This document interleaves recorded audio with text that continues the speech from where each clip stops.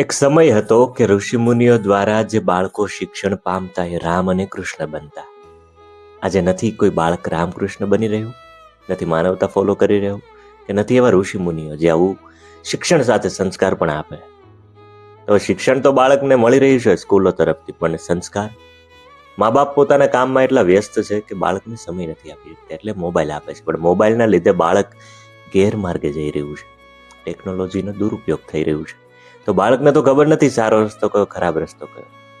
તો સંસ્કારાલય બાળકોમાં યોગ, ધ્યાન, વાંચન અને લેખન દ્વારા સારી આદતો પાડે છે.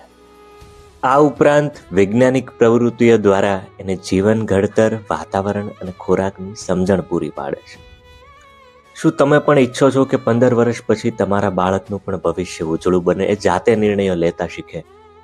તો આજે જ સંપર્ક કરો સંસ્કારાલયનો, કારણ કે તમારા બાળકનું ભવિષ્ય હવે અમારા હાથમાં છે.